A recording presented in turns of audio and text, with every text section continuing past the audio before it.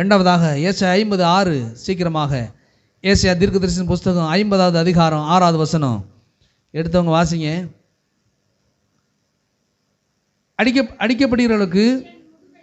அடிக்கிறவர்களுக்கு என் முதுகையும் தாடை மயிலை பிடுங்குறவர்களுக்கு என் தாடையும் ஒப்பு கொடுத்தேன். அவமானத்துக்கும் உமிழ்நீருக்கும் என் முகத்தை மறைக்கவில்லை. பாருங்க, அடிக்கிறவர்களுக்கு என் முதுகையும் தாடை மயிரை பிடுங்குறவர்களுக்கு என் தாடைகளையும் ஒப்பு கொடுத்தேன். தாடை மயிரெலாம் அவங்க நசரேயனாக இருந்ததுனால முடி வெட்டுறதோ இந்த ஷேவ் பண்ணுறதோ இருக்காது. தாடி மயிரெலாம் நீளமாக இருக்கும். பாருங்கள், ஒரு போர் சேவன் இந்த தாடி மயிரை விரலில் சுற்றி வெடுக்கு வெடுக்குன்னு அப்படியே பிடிங்கி எடுத்தானாம். பாருங்க, வானத்தையும் பூமியும் படைத்தவன் கண்களே கண்ணீர் தான் வருது. அவ்வளோ பெரிய பரோபகாரி எனக்காக அவருடைய தாடி மேல் பிடுங்கப்படும்படி அங்கிருந்து ரத்தம் வழியும்படி எனக்காக ஒப்பு கொடுத்தா. இதெல்லாம் எண்ணி பார்க்கணும். பாருங்க, நான் ஏதோ இன்னைக்கு பெரிய தியாகம் பண்ணிட்ட மாதிரி என்னுடைய தியாகத்தை தூக்கி பிடிக்கிறது இல்லை. அவர் எனக்காக பெரிய தியாகங்களை அவர் செய்திருக்கிறார். அவர் ஒரு பார்வை பார்த்தார்னா அவன் அங்கே இருக்க வேணாம் பஸ்பம் ஆயிடுவான். இந்த உலகமே அழிஞ்சிருக்கும்.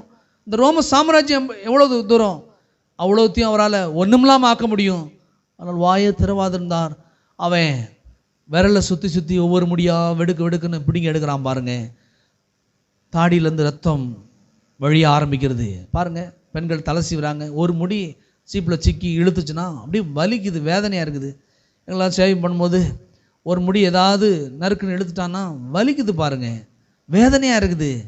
ஒரு 10 செகண்ட் தாங்க முடியாத வழியாக இருக்குது. ஆனால் இயேசு கிறிஸ்துடைய தாடி மயிர் ஒவ்வொன்றாய் ஒவ்வொரு போர்ச்சேவன் பிடிக்கு எடுத்து பிடிங்கி எடுத்து போடுறான். பாருங்க, நான் சொல்லுகிறேன், இந்த தாடி மயிர் பிடுங்கப்படும் பொழுது சதையோடு பிடுங்கப்பட்டது. முகம் அந்த கோரம் அடைந்தார் உங்களுக்காக எனக்காக. ஆண்டவராக இயேசு கிறிஸ்துடைய அன்பை நீங்கள் புரிந்து கொள்ளணும். பாருங்க, ஒரு மனுஷன் மேலே அன்பு இல்லைன்னா, ஒரு மனுஷனை தூக்கி எடுக்க வேண்டும் என்று ஒரு தியாகம் பண்ணலைன்னா அந்த மனுஷனை தூக்கி எடுக்க முடியாது. அதனால் அத்தனையும் சகித்து கொண்டார் எனக்காக. சரீரம் சின்னாபின்னமாக்கப்படுகிறது, பொறுத்து கொண்டார் எனக்காக. முகத்தில் காரி துப்புறான். பாருங்க, பொறுத்து கொண்டார் எனக்காக. காரணம், நான் நல்லா இருக்கணும், நான் வாழ்ந்திருக்கணும், நான் பிழைத்திருக்கணும். தானியேல் பிரதர் சொன்னார் பாருங்க, அவர் அத்தனை பாடுகள் பட்டார். எதுக்காக? நான் இன்னைக்கு நல்லா இருக்கணும், நான் வாழ்ந்திருக்கணும், நான் எல்லாவற்றிலும் செழித்திருக்க வேண்டும், சுகத்தில் ஆரோக்கியத்தில் நீடிய வாழ்வில் எல்லாவற்றிலும் நல்லா இருக்கணும் சொல்லிதான் அவர் இத்தனை பாடுகளை தன்னுடைய சரீரத்தில் ஏற்றுக்கொண்டா. வசனத்தை சொல்கிறேன், இதெல்லாம் வீட்டில் போய் தியானிங்க. கடவுளுடைய அன்பு உங்களுக்குள்ளே பெருகுவதாக.